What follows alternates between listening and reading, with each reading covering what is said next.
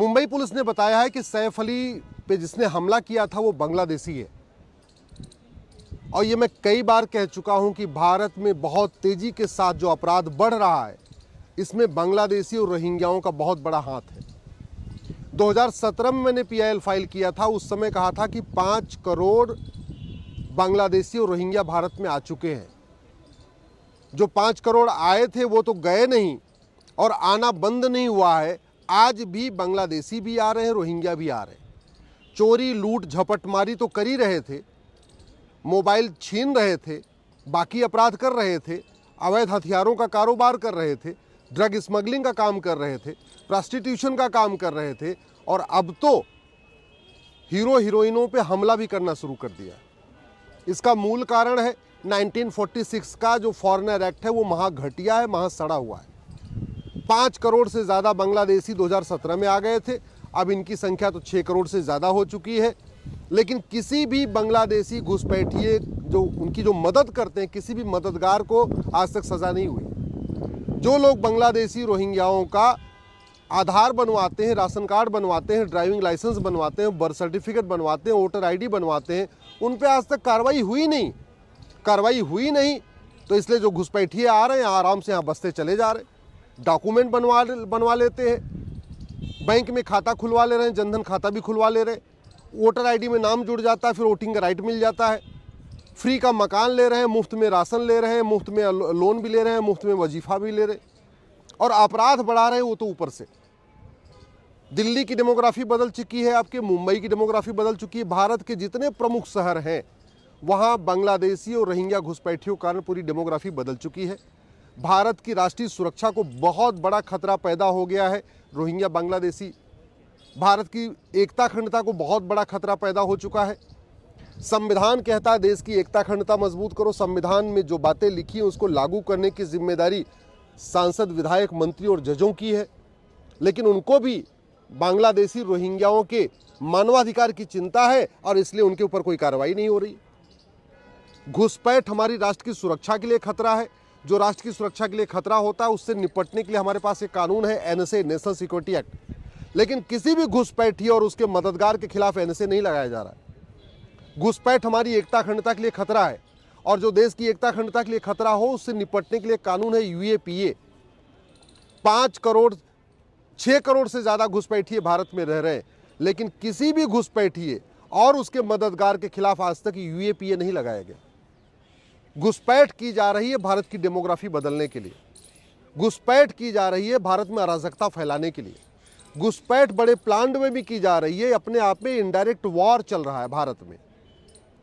और भारत के जो नया बीएनएस बना है उसमें भी वेजिंग वॉर का प्रावधान है, पहले वाले आईपीसी में भी वेजिंग वॉर का प्रावधान था। वेजिंग वॉर की धारा जिसके ऊपर लगती है उसको आजीवन कारावास और फांसी तक की सजा होती है। लेकिन वेजिंग वॉर की धारा न घुसपैठियों पे लगाई जा रही है न उनके मददगारों पे लगाई जा रही है। घुसपैठ से बड़ा कोई देशद्रोह नहीं है, घुसपैठियों की मदद करने से बड़ा तो कोई देशद्रोह है ही नहीं है। लेकिन न तो घुसपैठियों पे देशद्रोह की धारा लग रही है, न उनके मददगारों पे धारा लग रही है, देशद्रोह की धारा लग रही है। घुसपैठ अपने आप में एक ऑर्गेनाइज क्राइम है। वहाँ बॉर्डर पे 2000 रुपये दे घुसपैठी आते हैं, अंदर आते हैं, फिर एक दलाल उनका कॉमन सर्विस सेंटर पे आधार बनवाता है, दूसरा दलाल उनका नगर निगम से बर्थ सर्टिफिकेट बनवाता है, तीसरा दलाल उनका तहसील जाके राशन कार्ड बनवाता है, चौथा दलाल उनका आरटीओ ऑफिस जाके उनका ड्राइविंग लाइसेंस बनवाता है, पांचवा दलाल फिर वोटर आईडी में नाम जुड़वाता है। अपने आप में ये एक बड़ा ऑर्गेनाइज क्राइम है। कोई एक और दलाल आएगा उनकी झुग्गियां बनवाएगा, कोई और दलाल आएगा उनको नेताओं से मिलवाएगा, सब कुछ बड़े ऑर्गेनाइज तरीके से हो रहा है। इसके बावजूद घुसपैठियों और उनके मददगारों के खिलाफ ऑर्गेनाइज क्राइम की धारा नहीं लग रही है।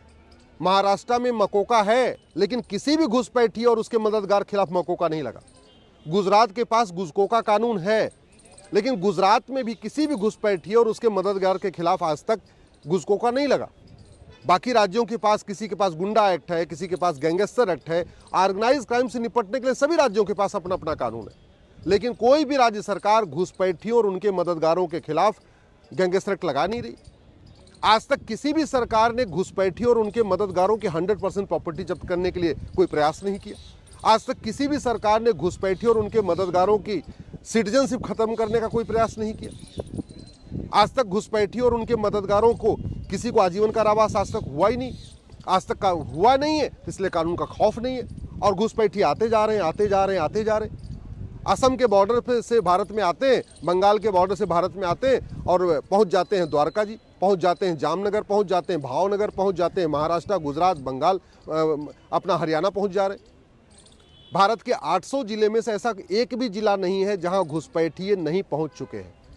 भारत में जितने भी आर्मी के कैंट हैं, उन आर्मी के कैंट के पास घुसपैठियों ने झुग्गी बना लिया है। जितने एयरफोर्स के बड़े हमारे एयरफोर्स के स्टेशन है, वहाँ आसपास घुसपैठियों की झुग्गियाँ बन चुकी है। जितने बड़े एयरपोर्ट है, वहाँ घुसपैठियों ने अपनी झुग्गियाँ बसा लिया है। जितने वीवीआईपीज एरिया हैं, जहाँ जजेस रहते हैं, सांसद रहते हैं, विधायक रहते हैं, बड़े बड़े बंगले बने हुए, वहाँ देखिए घुसपैठियों ने झुग्गी बसा लिया है।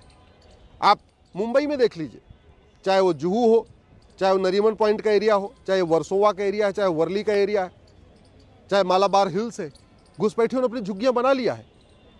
तो वो बड़े प्लान्ड वे में अलग अलग स्थानों पे इनकी झुग्गियां बनती जा रही हैं। उसका मूल कारण ये है, अवैध निर्माण करना गंभीर अपराध नहीं है। झुग्गी बनाना, सार्वजनिक स्थान पर झुग्गी बनाना कोई गंभीर अपराध नहीं है। घुसपैठियों का डॉक्यूमेंट बनवाना कोई गंभीर अपराध नहीं है। फर्जी आधार बनाना, फर्जी राशन कार्ड बनाना, फर्जी ड्राइविंग लाइसेंस बनाना, फर्जी वोटर आईडी बनाना, ये कोई सीरियस क्राइम नहीं है। घुसपैठ का मूल कारण घूसखोरी है और घूसखोरी कोई गंभीर अपराध नहीं है। कुछ लोग घूसखोरी की बात, घुसपैठ की बात करते हैं, घुसपैठियों को भगाओ, घुसपैठियों को भगाओ, घुसपैठियों को भगाओ, ऐसी बात भी करते, लेकिन कभी नहीं कहते कि घुसपैठियों और उनके मददगारों के खिलाफ एनएसए लगाइए, यूएपीए लगाइए, वेजिंग वॉर लगाइए, देशद्रोह लगाइए, गैंगस्टर लगाइए। कुछ लोग कई बार कहते हैं एनआरसी लागू करो, एनआरसी लागू करो, लेकिन कभी कानून बदलने की बात नहीं करते कि जो 1946 का फॉरेनर एक्ट है, ये घटिया है, सड़ा हुआ है, इसीलिए घुसपैठिए भारत में आ रहे हैं, इस कानून को बदलो। आखिर दुबई में कोई घुसपैठिया क्यों नहीं जाता? आखिर ये कुवैत में, बहरीन में ये बांग्लादेशी रोहिंग्या क्यों नहीं जाते?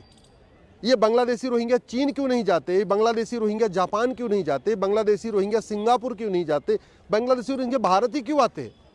भारत आने का एक बड़ा कारण ये है, एक तो 4000 किलोमीटर की बाउंड्री पूरी खुली हुई है, दूसरा भारत का कानून सड़ा हुआ है, और जब अंदर आ जाते हैं तो मानवाधिकार के नाम पे उनके साथ में वकील भी खड़े हो जाते हैं, उनके साथ जज भी खड़े हो जाते हैं, उनके साथ सांसद विधायक भी खड़े हो जाते हैं। घुसपैठिए जब वोटर आईडी में नाम जुड़वा लेते हैं, ओट जीवी, नोट जीवी, सत्ता जीवी जो देश के गद्दार नेता हैं, वो उनका समर्थन करना शुरू कर देते हैं। समाधान इसका यही है, कानून बदलना पड़ेगा। समाधान ये है कि बॉर्डर पे आपको ऊंची दीवार बनवाना पड़ेगा। मैं सरकार से आग्रह करता हूं, 1 साल के लिए सारे प्रोजेक्ट रोक दीजिए। 1 साल के लिए जितने रेलवे के प्रोजेक्ट हैं, जितने एयरपोर्ट के प्रोजेक्ट हैं, जितने बंदरगाह के प्रोजेक्ट, सब प्रोजेक्ट रोक दीजिए। देश में जितने मिस्त्री हैं, जितने लेबर हैं, सबको भारत के बॉर्डर पे लगाइए। यूपी, बिहार, बंगाल के जितने मिस्त्री लेबर हैं, इनको जहां जहां ये काम कर रहे हैं, इनको सबको बुला के बॉर्डर पे लगा दीजिए।